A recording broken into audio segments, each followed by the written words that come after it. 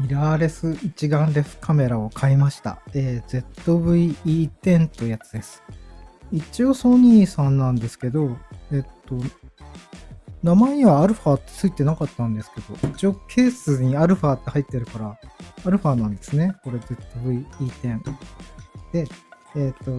新品じゃないです。ですね、Amazon で、ほぼ新品っていうのを買いました。だから中古なのかな。でですね、だからもう、誰かが一回開けてるということですね。一応、まあ、さっき見たんですけど、一応ですね、本当に新品っぽいっていうか、全然こういうのとか開けたんだよね。なんかでも、でもあれかな。新たに、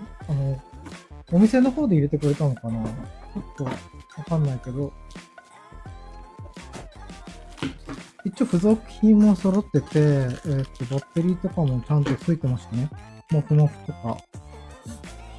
で、これなんですけど、まあ、今回ね、買ったのは、レンズセットなんですよ。で、これがですね、今、ボディで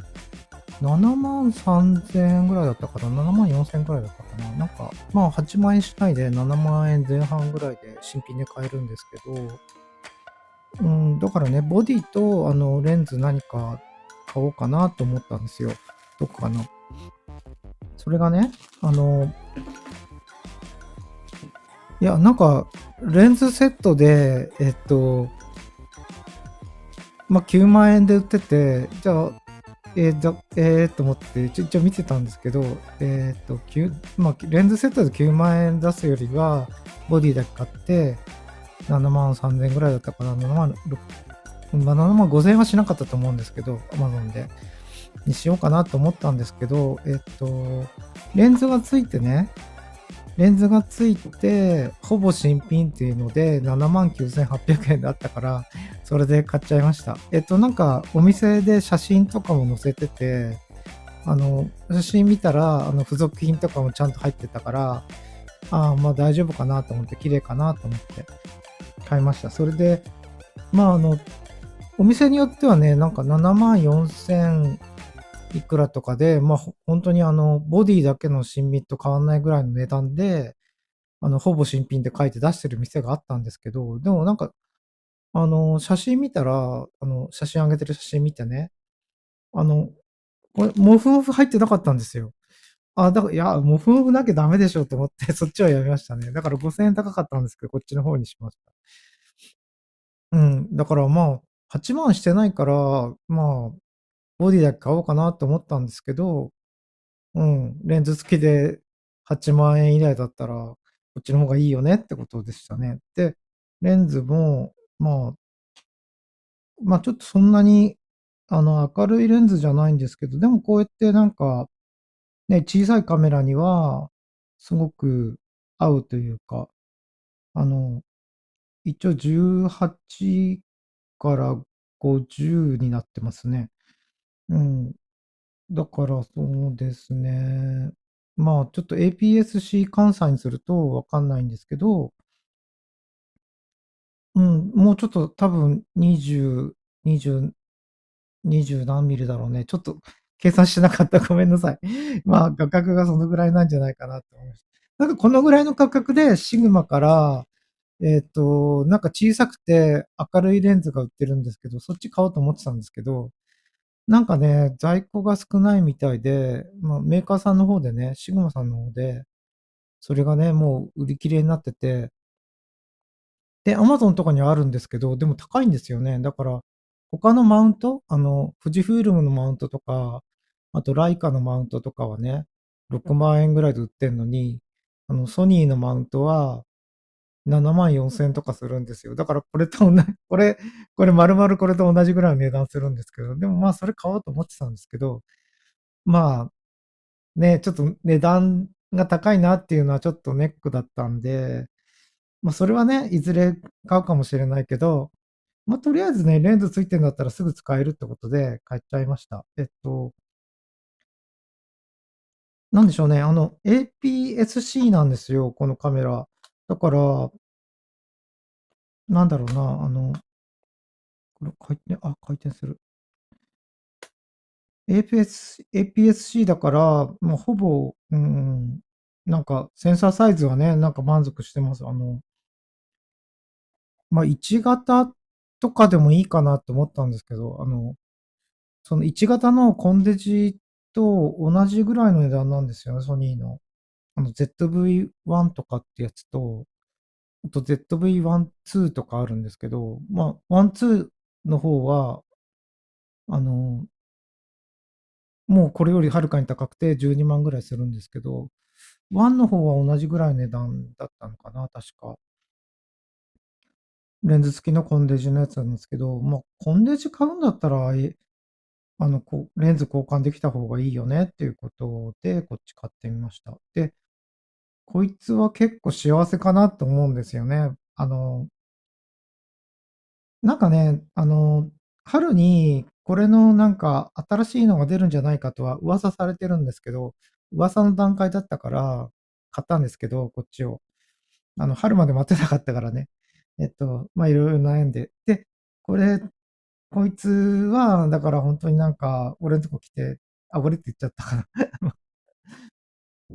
な。僕んとこに来て、幸せなんじゃないかなと思いますね。まよく多分動画とか見られてる方とかカメラとか買おうかなと思ったら、あの、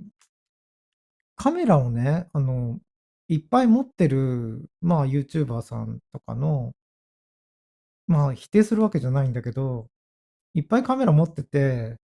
で、これが新しく出て買いました。これ今、もう2021年だからもうそんなに新しくないんですけど、一応現行品なんですけど、買いましたって、どうでも、ああでもない、こうでもないとか言って、そういう動画見ているとね、なんかちょっと残念だなと思うこともあって、いいよって言ってくれる、人とかもたくさんいるんですけど、中にはなんか、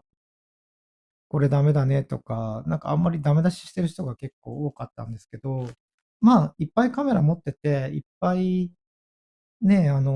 なんかいろんなカメラ使ってたら、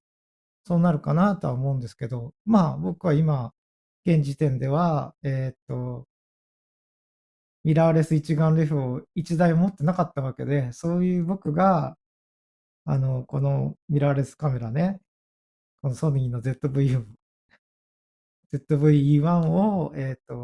持つってことは、こいつにとってね、本当に幸せなんじゃないかなと思いますね。はい。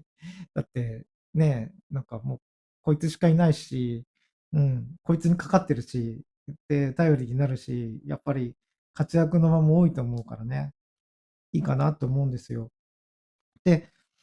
これね、なんかまあ、僕は、気づかなかったんですけど、気づかなかったっていうか、最初はね、たっけえなと思ったんですよね。カメラがね、なんでこんな高いんだろうと思って。持ってたんですよ。台湾に行く前に、ミラーレス一眼レフを。それが、キヤノンの、EOS M2 ってやつだったんですけど、うん。結構気に入っててね、使ってたんですけど、台湾行くからってことで、処分したんですね。ちょっと、持っていく荷物も限られてたから、今思えばね、持ってかないで、弟とかにね、荷物として預けとけばよかったかなと、その台湾行ってる間使えなくてもね、いいかなと思ったんですけど、それもたらればなんでしょうがないんですけど、なんか、えっと、キャノンのね、M2 は、このレンズが2本ついてて、それとね、ストロボもついてたのかな、ストロボがつけられて、ストロボもついてて、それで、あと、もう一つね、レンズのマウンターもついてたんですよ。マウントアダプターみたいなやつ。それまでね、キャノンのレンズ、一眼レフのレンズ、それまで出してるやつを、その、マウントが違う、あの、EOS の M シリーズのマウントにつけられる、ちゃんとオートフォーカスも効くやつね、それついてて、25,000円だったんですよね。2016年なんですけど、買ったの。いや、なんかその当時の感覚から言うと、7万円台っていうボディがね、すごい高いなって思ったんですけど、うん、今はなんかもう10万円ぐらい、ボディで10万円ぐらいするのが当たり前みたいですね。それが分かったんで、まあ、買おうかなって決意しました。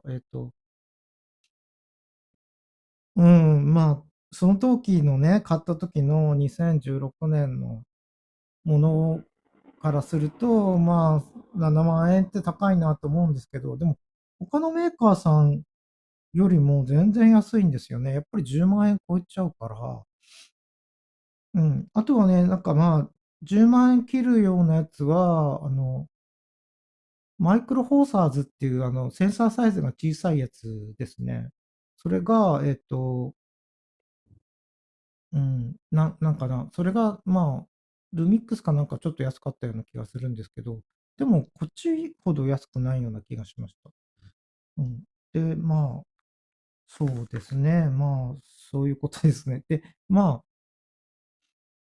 うん、なんで今の高いのかなと思ったら、やっぱり動画中心になったからかなと思いますね。だから、2016年に僕がミラーレス一眼を買った時は、まだ写真中心だったような気がするんですけど、今動画中心で 4K 撮れて当たり前みたいなカメラなんで、やっぱり10万になっちゃうのかなって、納得しました。はい。それでまあ、自分としては7万高いんだけど、でもやっぱり今のミラーレス一眼の中では安い方だからと思って買いました。だから、うん、7万はこのカメラの中では安いけど、うん、でも、まあ、自分の中では結構な出費なんで、これはね、やっぱり大切にっていうか、まあ、ガンガン使ってやりたいなと思いますね。で、まあ、値段的にもね、もう本当に何十万とかするカメラがいっぱいある中でね、そういうカメラって逆になんか持ち歩けなくないですか？なんかこう、あの、壊しちゃいけないとかね、なんかそんな気が、なんかちょっと怖いってビビりそうな感じがするから、あ、でもこれ本当に綺麗だな。なんか、本当に新品だね。うん。ちょっと電源入れてみますかね。今、バッテリー入れてみました。あとメモリーカードもないと思ったんだけど、ビデオカメラについてるやつがありました。助かった。中華ビデオカメラに入れてた128ってやつだ。はい、ここから雑談タイムです。まあ、今、Amazon で見てたらですね、これなんですけど、えーっと、僕が買ったのがパワーズームセットってやつなんですけど、それがですね、まあ、レンズ1本ついてっていう値段ですね。それが新品で買うと8万9000円で、まあ、僕の場合はここにほぼ新品ってやつがあって、それで買ったんですけど、まあ、それがね、7万9000円いくらだったから、まあ、だったらこれ買おうかなと思ったんですよね。ボディがですね、ボディのセットが、